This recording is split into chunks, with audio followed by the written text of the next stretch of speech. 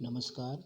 Lodha school online class कक्षा नवमी विषय संस्कृत चतुर्थ पाठ कल्पतरु। अथ पित्रा तथा इति अभ्युनुज्ञात स जिमुतवाहन कल्पतरुम उपगम्य उवाच। इस प्रकार पिता से अनुमति प्राप्त करके वह जिमुतवाहन कल्पतरु वृक्ष के पास जाकर के बोला, देव त्वया अस्मत् पूर्वेषाम अभिष्टा कामा पूरिता, कि हे देव, तुमने हमारे पूर्वजों की अभिष्ट इच्छा को पूर्ण किया है। तत् मम एक काम पूरय, अब तुम्हें मेरा एक काम पूर्ण करना है। यथा पृथ्वीम अदरिद्राम पश्यामि, जहाँ पर भी देखूं संपन्नता देखूं, तथा करोतु देव, ऐसा कर दीजिए देव। इति ऐसा कर दीजिए। एवं वादिन जिमुतवाहने, ऐसा कहकर के जिमुतवाहन ने कहा गया जिमुतवाहन के द्वारा, त्यक्त त्वया ऐसो अहम यातो अस्मि, ऐसा मैं कहता हूँ कि मैं तुम्हें त्याग दूंगा। यदि ऐसा मेरा पूर्ण कार्य नहीं हुआ तो मैं तुम्हें त्याग दूंगा, तुम्हारी आराधना करना छोड़ दूंगा। इति वाक तस्मात् तरो उद्भूत, ऐसा कहकर के उस पेड़ से हट गया।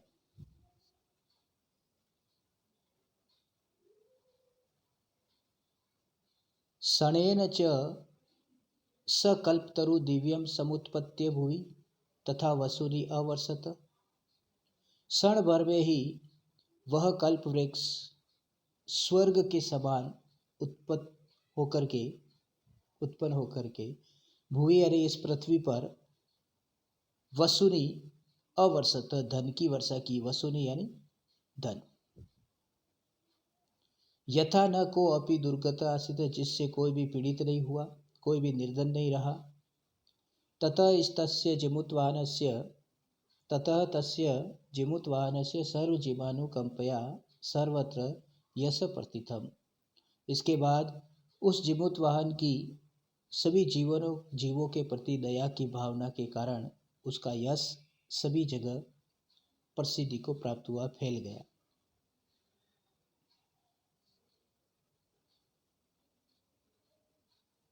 वसुनि की अर्थ होता है धन।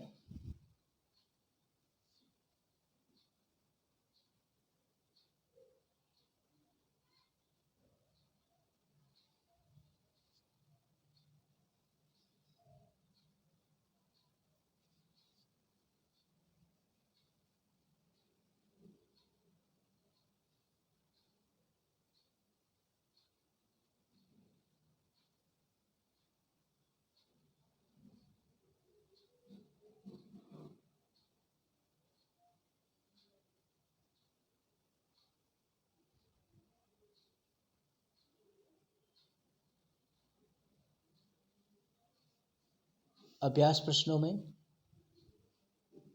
एक पदेन उत्तरत लिखत, एक पद में उत्तर लिखना है। जिमुतवाहन कस्य पुत्र आसीत, जिमुतवाहन किसका पुत्र था। संसारे अस्मिन् क नश्वर भवति, संसार में कौन नश्वर है, तो इसका उत्तर है जिमुत केतु। पहले का उत्तर है जिमुत केतु, दूसरे का है परोपकारः।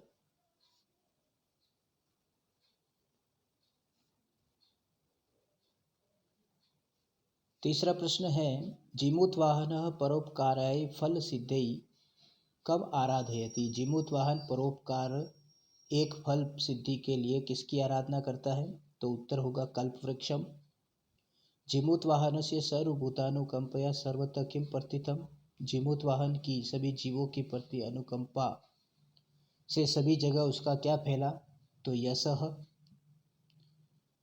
उत्तर हो जाएगा कल्पतरुः भुवि कानि अवर्षत।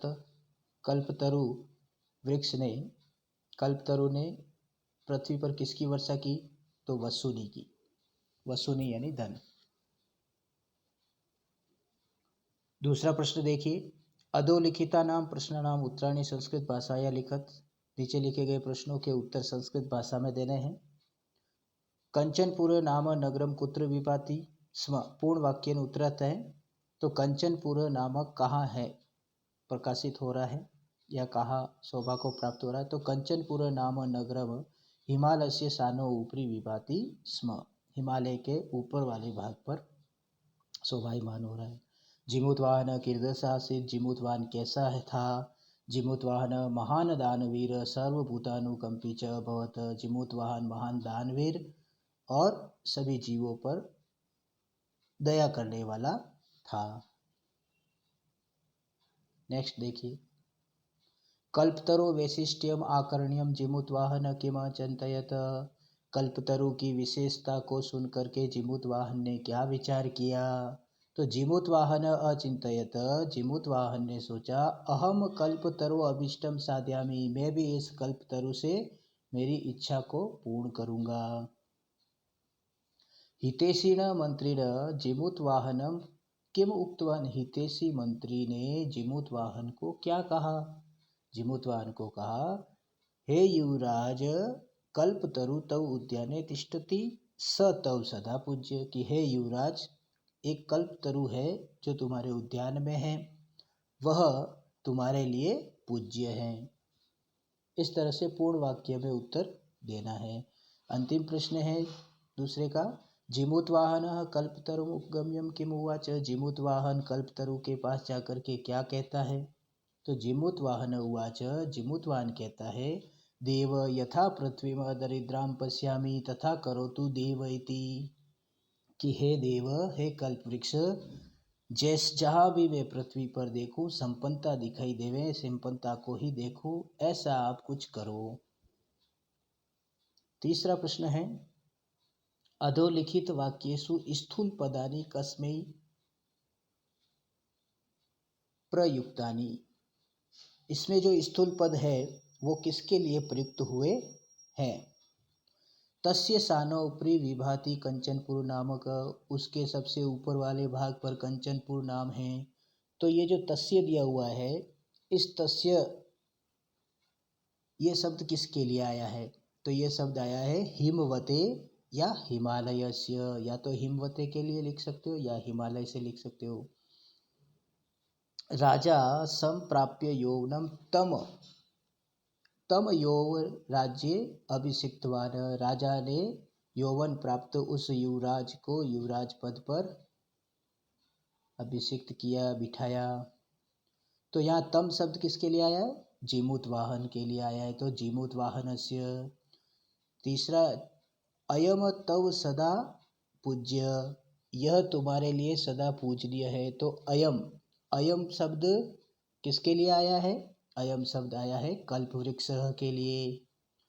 तात त्वं तु जानाति यत् धन विचिवत चंचलम, हे पिताजी, आप तो जानते हो कि यह धन जो है वो लहरों के समान है, जल की लहरों के समान है।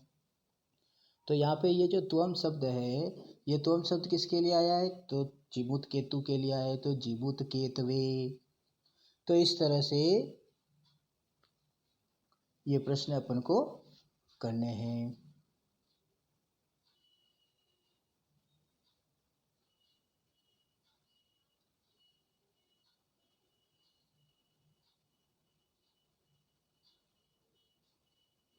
नेक्स्ट देखिए, चौथा प्रश्न है, अधोलिखितानां पदानां पर्याय पदम पाठात् चित्वा लिखत। नीचे लिखे गए पदों के पर्यायवाची शब्द पाठ में से चुन करके लिखना है। जैसे पर्वतः, तो पर्वत का हो जाएगा नगेंद्र। भूपति, भूपति का हो जाएगा राजा। इंद्र, इंद्र का हो जाएगा शक्र। धनम, धनम का हो जाएगा अर्थ। इच्छितम, इच्छितम का हो जाएगा अर्थित। समीपम, समीपम का हो जाएगा अंतिकम।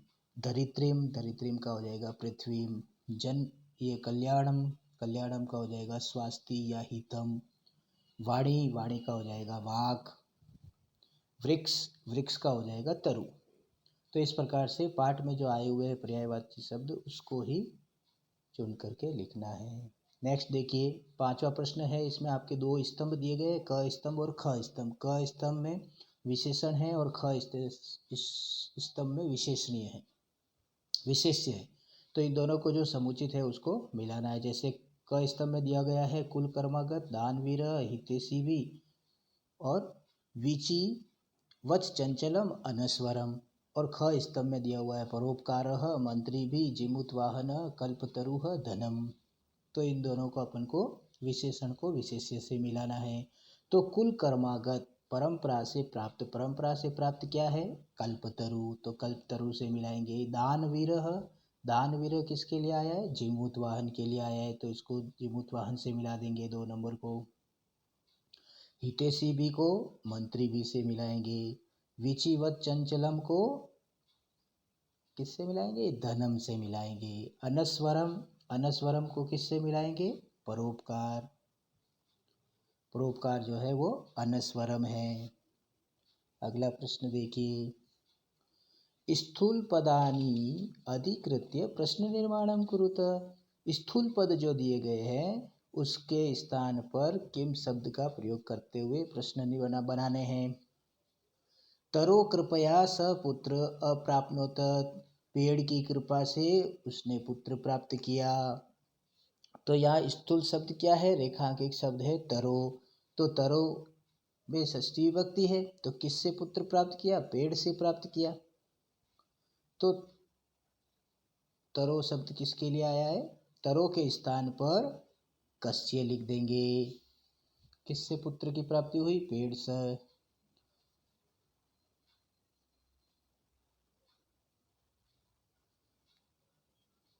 दूसरा देखिए।